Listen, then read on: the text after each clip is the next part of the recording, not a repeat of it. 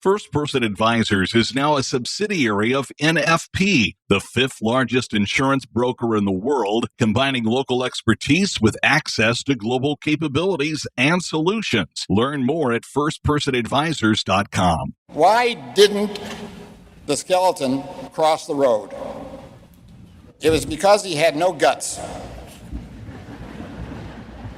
You must have guts to make tough decisions, courage to act in uncomfortable situations, guts to cross the road. Mickey Maurer's message to IU graduates in 2016. He has walked the walk when it comes to tackling life with courage and guts. From conquering the climb at Mount Kilimanjaro, he made it to the top in 1999, to diving into the deep sea, where he developed a gift for capturing pictures of underwater creatures no bigger than a fingernail. Maurer turned that hobby into a book, to his award-winning knack for carving wood into a work of art. He won a blue ribbon at the Indiana State Fair for his woodworking skills. We're just scratching the surface on this one-of-a-kind Hoosier leader, a man who approaches life with gusto, tenacity, drive, guts, and courage. An unforgettable conversation with Indianapolis businessman, philanthropist, and civic leader Mickey Maurer, my guest this week on the Business and Beyond podcast.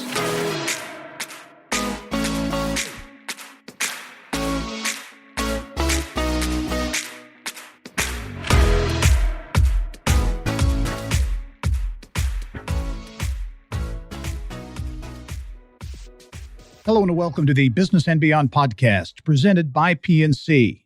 I'm Gary Dick. Multifaceted may be an understatement when describing Mickey Maurer.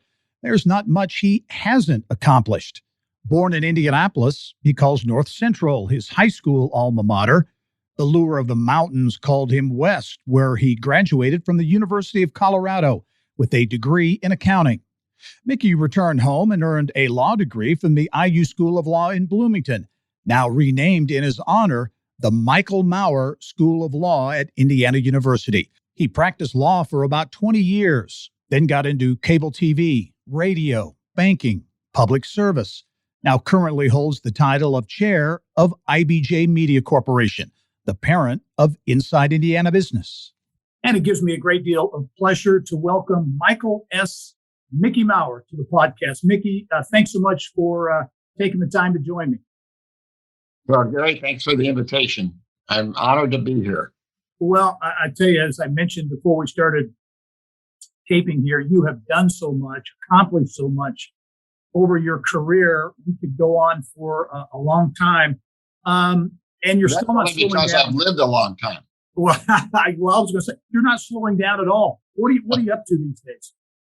Well, I'm enjoying participation at the IBJ and at the National Bank of Indianapolis in a different role now.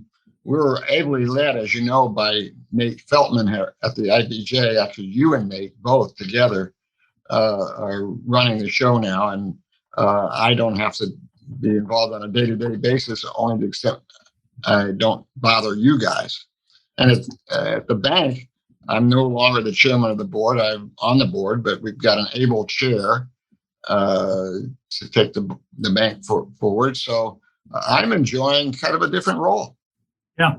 Well, you mentioned IBJ and Inside Indiana Business, and certainly was honored and very excited when IBJ Media acquired Inside Indiana Business, now a new division of IBJ.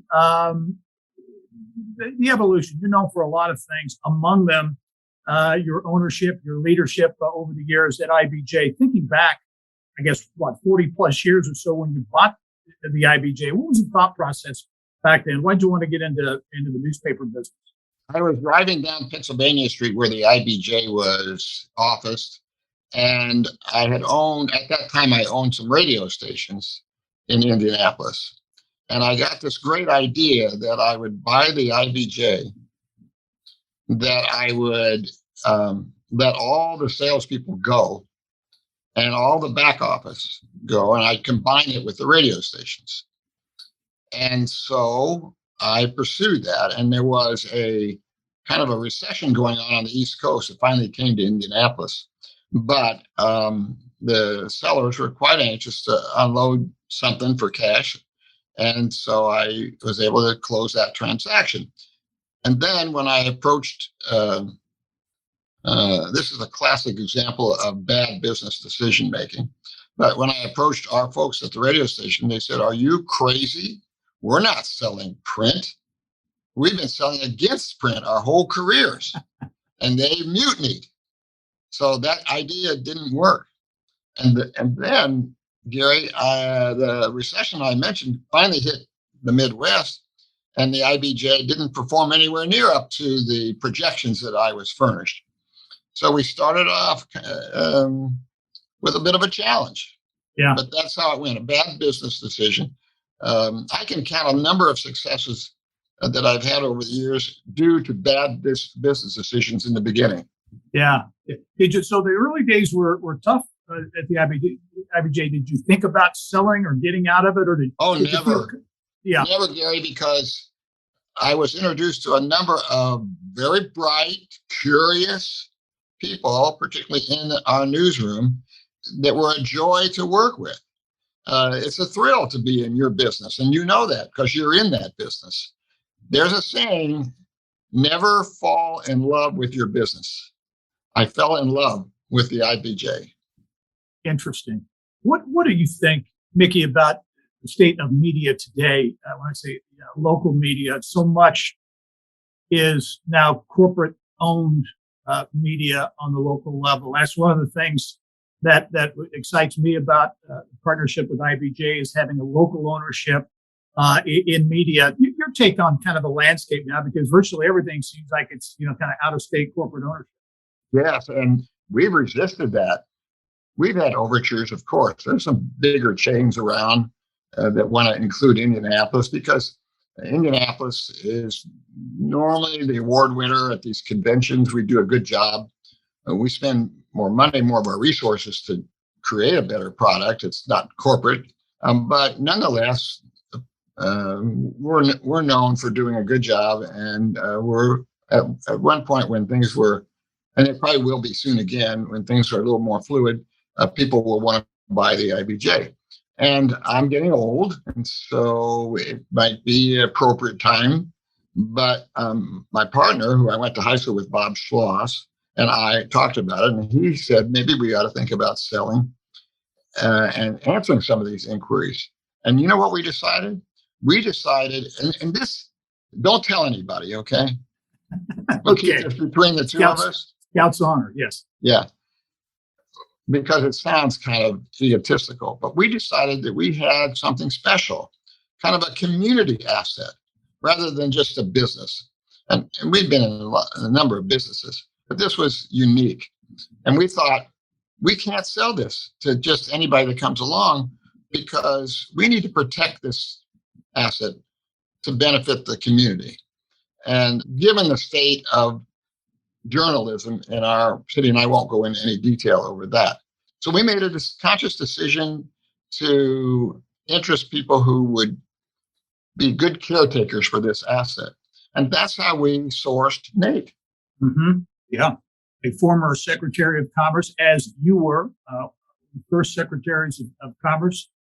You've done so many things, and civic engagement I know is very important to you. But as you look back on your service as Secretary of Commerce in the Daniels administration, and you did that for $1 a year in salary, right? I was paid. He wrote me a check. $1. $1. He said it was a close call whether I should be paid that year, but they decided that they'd pay me. So he did send me a check for $1. What prompted you to serve in that role? Because it's certainly not a ceremonial role. It's a very important role and a lot of hard work, a lot of travel, a lot of stuff went into it. What prompted you to do that? Well, at the time, Mitch Daniels was running for governor. Like most candidates, he approached me and asked me would I make a contribution to his campaign. And I had just sold those radio stations we were just talking about. And I thought for an unconscionable amount of money, frankly, I thought more than they were worth, And so I feeling pretty good about what I've been able to achieve with the help of our community, and how great the environment was for people like me to start something and to finish it with a good profit. And so I told our candidate, Mitch Daniels, I said, I was thinking of maybe something more, because I feel a strong obligation to give back to the community that just made it possible for me to bank all this money. And so I thought, how about if I serve your administration for $1 a year? And he thought that was a terrific idea. Now I did make a pretty significant cash contribution to the campaign. He was careful to note that I should do that as well. So we did. And after the election, he contacted me, and I went to his campaign office, and he said, I've been thinking a lot about this, and I want you to participate with me in my administration. And we've got this agency that's in big trouble. So how about you taking over the Bureau of Motor Vehicles? Oh, And when I heard that, I looked for a window to jump out of. At that point, I was willing to do anything he asked but that. So we decided on commerce. yeah.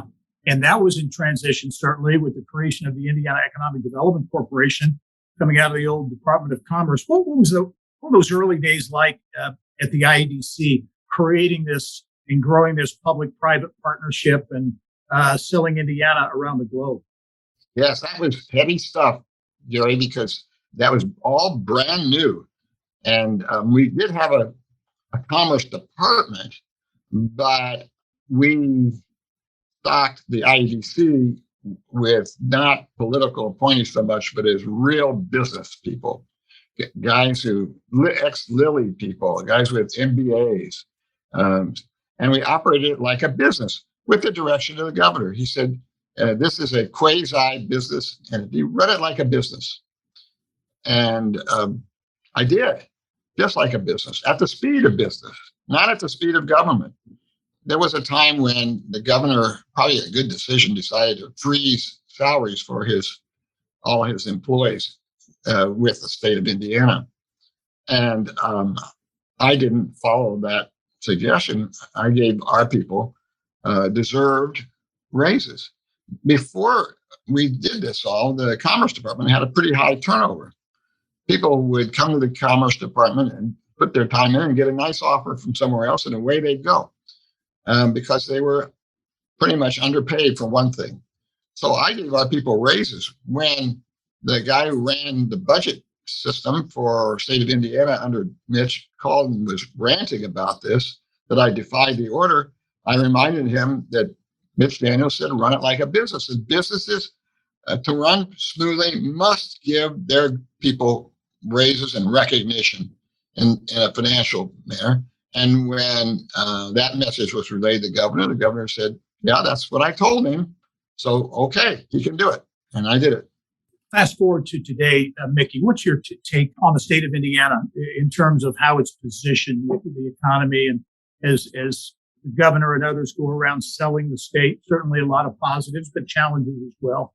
You think back to your service as Secretary of Commerce now to today, what's your take? What's the biggest challenge maybe facing, in your view, facing Indiana in the global marketplace?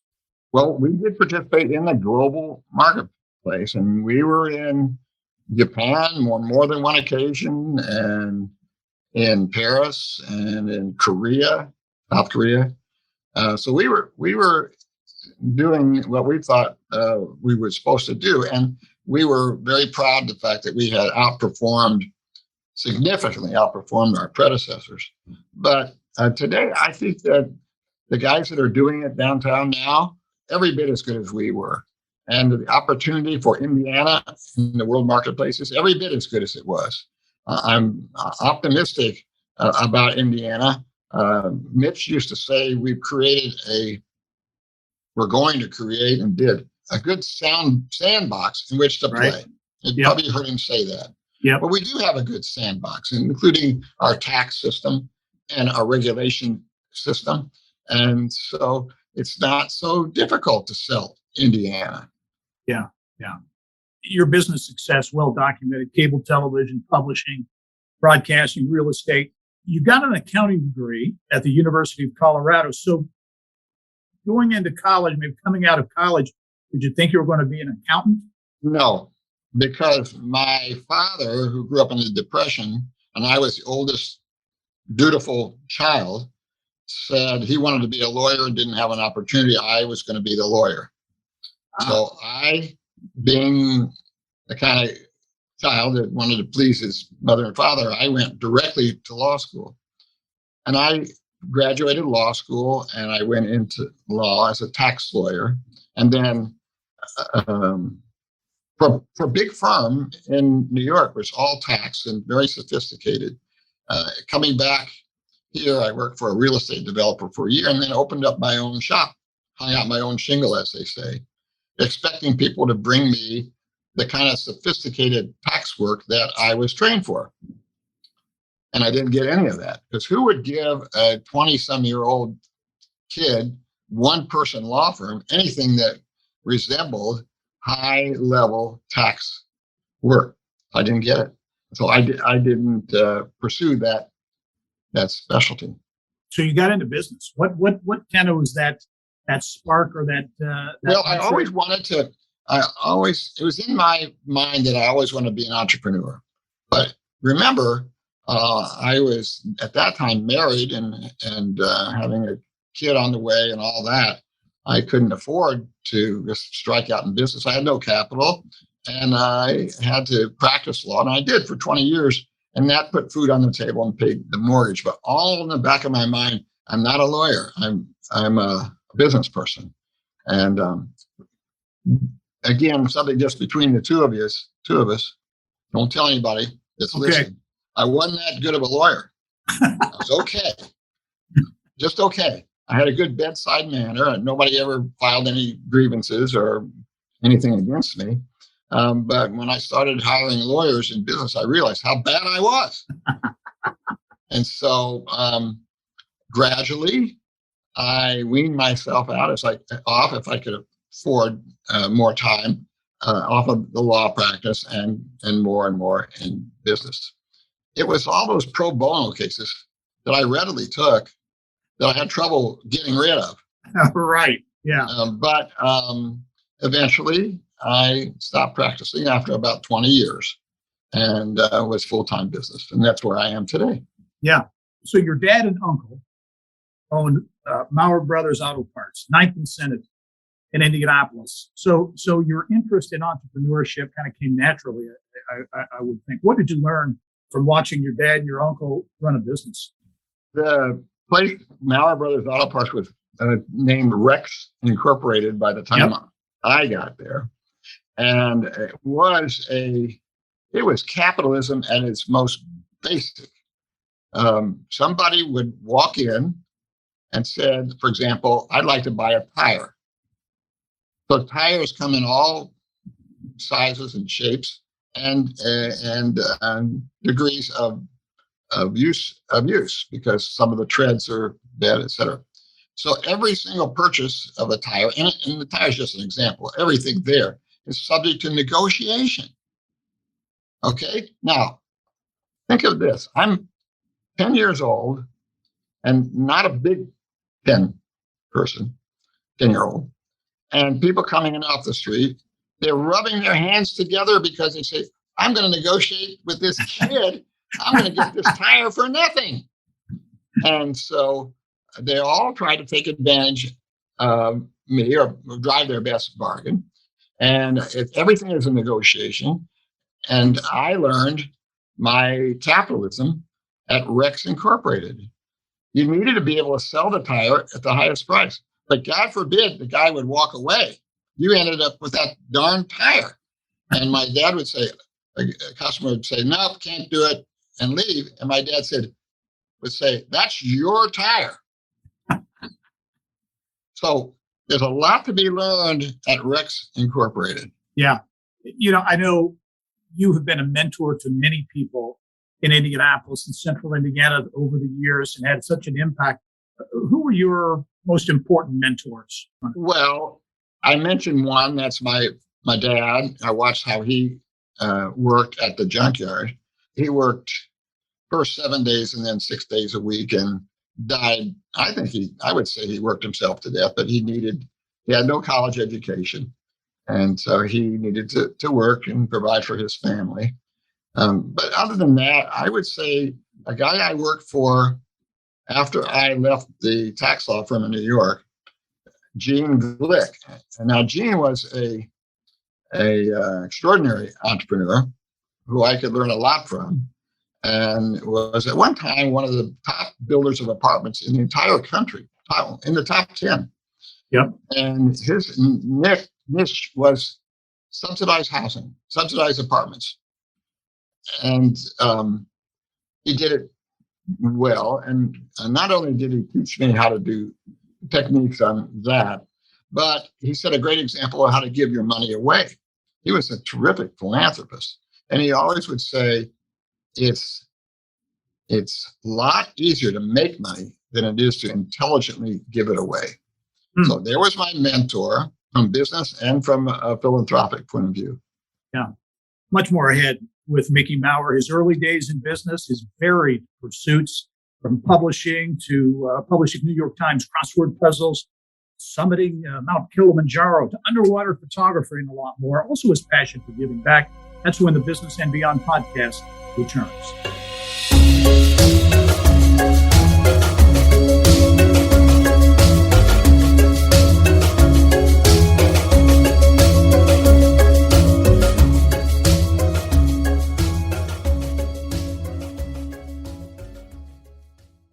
First Person Advisors is now a subsidiary of National Financial Partners, the fifth largest insurance broker and consultant in the world.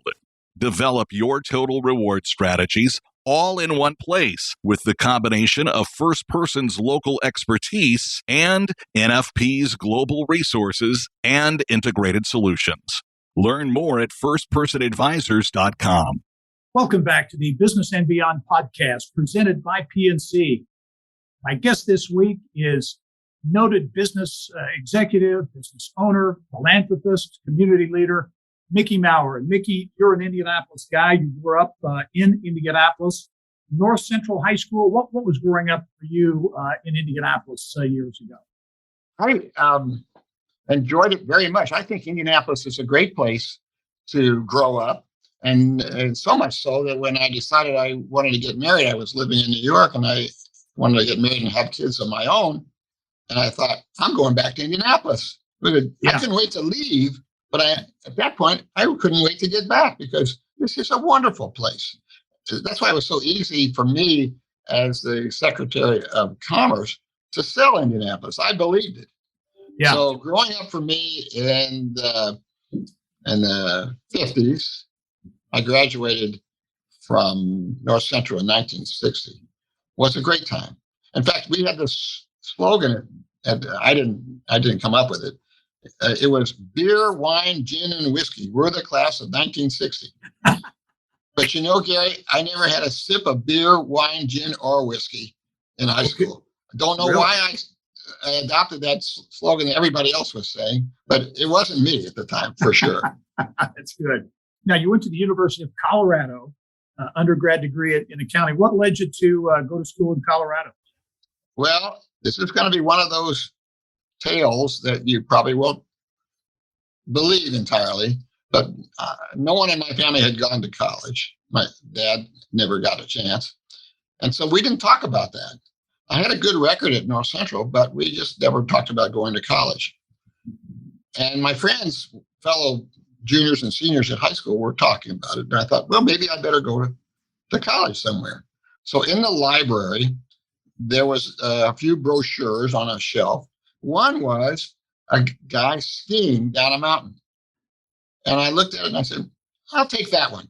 Oh, that's great. And that's the only school I applied to, University of Colorado. Really? Yeah, I did that. And I at the time, of course, like most teenagers, I wanted to get the heck out of Indianapolis and be on my own. And so Colorado was 1,000 miles away. It had a skier on the brochure. I just said, all right, I'll do that. Did you have fun in college? Too much fun. I had a fantastic time, and people overuse that word, so I don't use it very often. But it's one of those wonderful experiences, those 4 years at University of Colorado. So good and so much fun that I woke up and said, if I ever want to make anything of myself, I got to get the heck out of Colorado. It's just too much fun. Too much fun.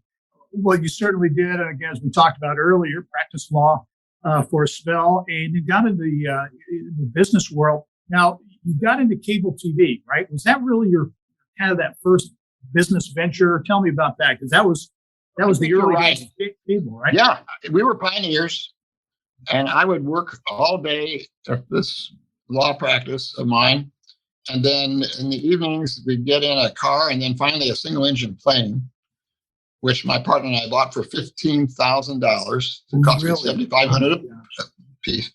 And we'd fly to various cities, mainly around Indiana, but Michigan and other places. And I would ask the city folks to grant us a cable TV franchise. So I was working kind of day and night and enjoying it and trying to build this brand new cable TV company. I remember I went to Brazil, Indiana. You know where Brazil is? It's just by Clay County. Yep. Not far from where I grew up. Yeah. Yeah. Okay. So I remember going in there like I did and say, hey, I'm a cable TV guy. I wasn't really. I just a wannabe. Grant me the franchise and I'll build a cable TV system here. And I'll be darned if they didn't say, okay, good idea. And right then and there, they granted me a franchise. Well, I owned a cable TV franchise. I thought, I'm driving back from Indianapolis singing at the top of my lungs. I'm in business. I got a cable TV franchise. It's working. And we did build that cable TV. Yeah. It's a very bad decision, another bad decision on my part. But we went to sell it and we realized nobody really wanted it. The viewers could get Indianapolis stations. They could get public service stations from Bloomington. They could get the Terre Haute networks. They were awash with TV stations. Why did they want cable TV? So we got about a third of the people, and you needed more than a third to break even. Big mistake. But there were a lot of guys that were smarter than I was. And right about that time, some of them erected or sent into space a satellite. And the satellite beamed its signals back to Earth. And for the purchase of a dish, in those days, that dish was huge, many feet across. Yeah. And it had an amplifier in the middle that would amplify this weak signal from space and make it watchable. And by virtue of that dish, we were able to bring in WGN from Chicago, great old movies, Channel 17 from Atlanta, the Atlanta Braves we were bringing to Brazil, Indiana. And all of a sudden, our cable TV system in Brazil took off. And we were very profitable and thought, those guys are the smartest guys on earth. It was a dumb decision that turned out just fine. In your view, Mickey, you talk about business success. Is it timing? Is it luck? Is it smarts? All of the above. What to you are there those key ingredients that you see in being a successful business person? Well, I think that a successful business person has to, particularly one that's trying to raise money and doesn't have a lot like we were in those days, is someone who can first sell himself. So if you're asking somebody to work with you, invest with you, be a customer, be an employee, be a partner, all that, you got to start by saying, hey, I'm the kind of guy, or trying to convince, I'm the kind of guy you want to work with. And so if you start with that, if you want to be successful, be able to sell it yourself. I wrote a book called 10 Essential Principles of Entrepreneurship You Never Learned in School. And I did that so that all my mistakes would be chronicled there, and other people who would read that book would not make the same mistakes. And I bring that up because in that book, there's a lot of the things that we're talking about, how to start a business and how to run a business. And so another piece of advice is that if you're going to be successful, believe me when I tell you that the most important element of every deal is people. People are the most important part of every deal. So when you start looking at an investment, before you look at the numbers, you ask yourself, who's involved? What is that person's reputation? What is that person's track record? How collegial is that person? Can I get along? What kind of employee, partner, customer, whatever it is you're looking at, would that person be? Solve the people problem first. And that's, I think, what I've done over the years. I've made some mistakes. You're not going to be able to judge everybody the way you should, but I've, again, made a lot of mistakes along that line, but that's an important principle. And if you're asking me about a secret for success that I can impart to you or anybody else, I say people. Yeah, great advice. Again, business interests, very diverse. TV, publishing, broadcasting, banking, and also movie making. Tell me about that, because I can't remember that. Diving In, right, was a movie? Yes. Tell me about that. Well, did you ever go to a movie, Gary, and walk out and say, that was lousy? I could do better than that. Let me warn you, don't do that. We had a great time making the movie, but the industry, the distribution side of the movie industry, it's well documented. It's amoral. It's a miserable place to be. Of course, we just unknowingly just sailed right into that storm.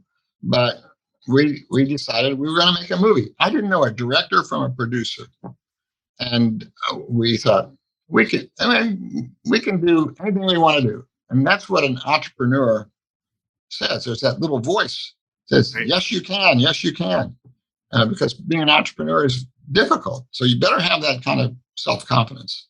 But this, in case, was overconfidence, and that's not good.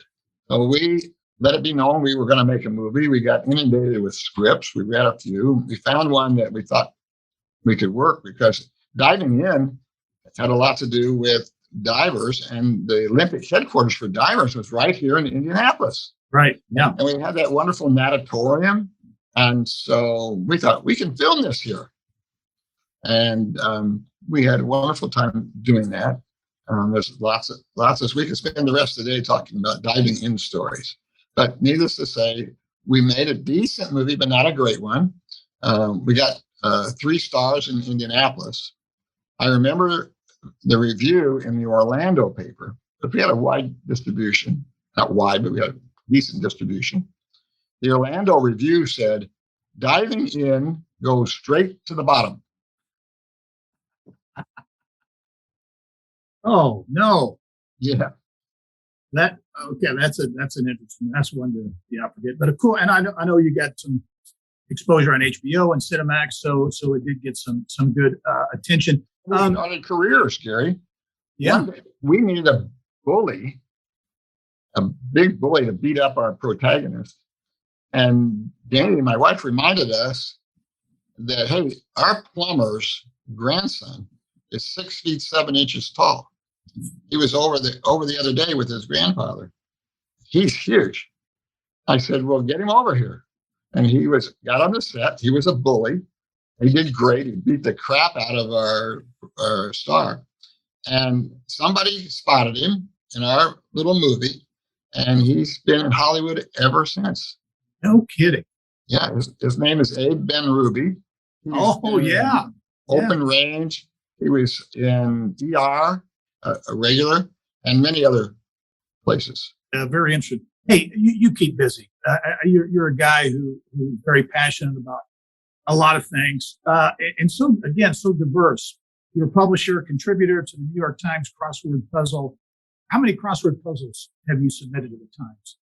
Well, submitted or published are 2 different things. Okay.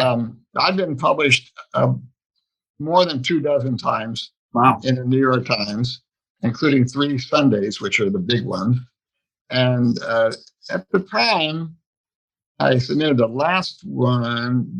The publisher, a guy from Indiana, by the way, from Crawfordsville, Will Shorts, said that I qualified as one of the prolific contributors. It's hard to get published in the New York Times, particularly today. And so to do more than a couple of dozen was a good amount at the time. And so I really, really enjoyed and do enjoy that hobby. Underwater photography. Your underwater photography is award-winning, right? Yes, it's won a number of awards.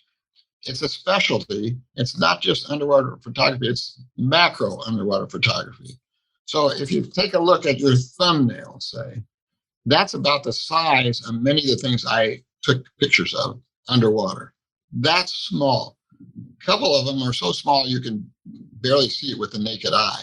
And nature has been so kind to these little bitty things with the brilliant colors that if you have the right knowledge and the right equipment, you can bring those colors to light. And that's what I decided to do. So that makes the book pretty unique. There's not many people doing that.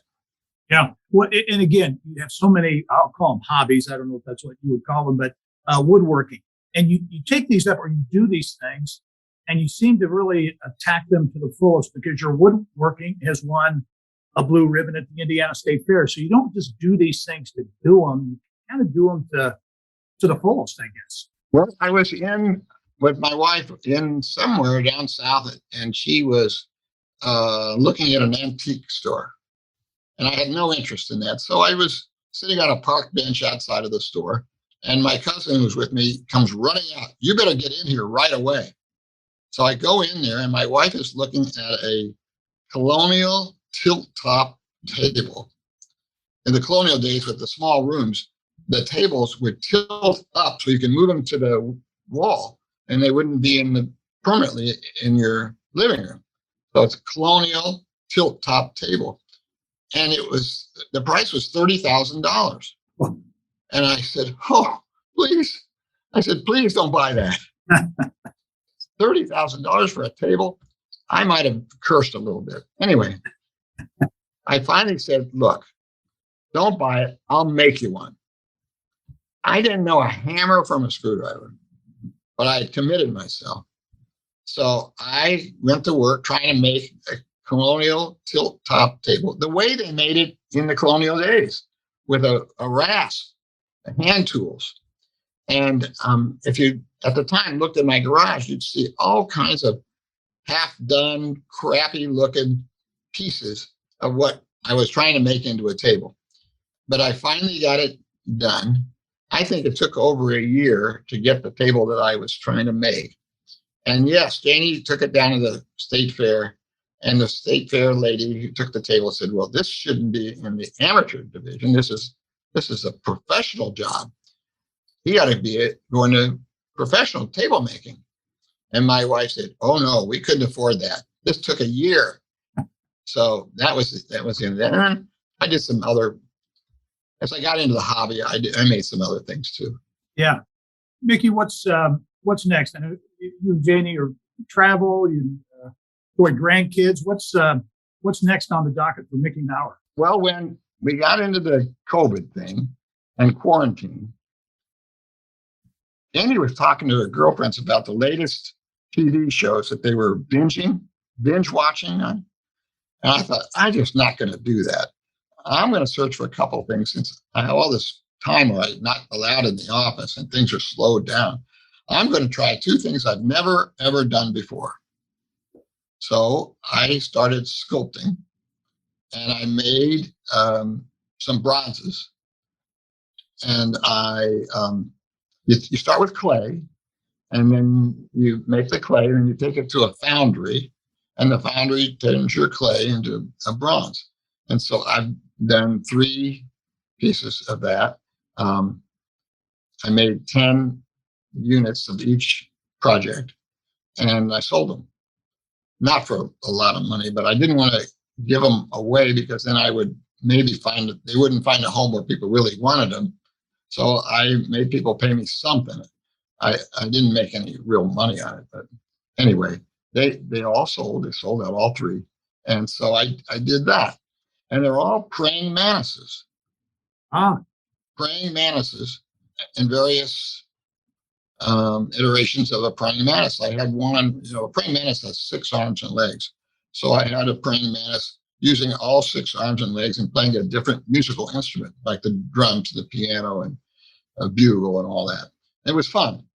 The second thing I did was I wrote a novel. And I'd never written a novel before. We talked about some of the books I wrote, but they're all nonfiction. I wrote my first novel while we were in the quarantine. And so I shouldn't be making a pitch on this program, so I won't. But anyway, there's a novel out there that just came out. You can. Go ahead and make a pitch. Well, I'll tell you a little story. It's a science fiction. It's medical. And there's some sex and violence in the novel, like a lot of novels. So somebody had criticized me and said, Mickey, you put some gratuitous sex in your novel, and you shouldn't have done that. So I was nervous about it. So I said, Janie, this is the criticism I got. Tell me about it. She said, well, do you know that novel everybody's talking about? It's called 50 Shades of Grey. I said, no, I've never read that. She said, well, I haven't either. But from what I'm told, your novel only has 2 shades of gray. So then I didn't feel so bad. But I loved writing it.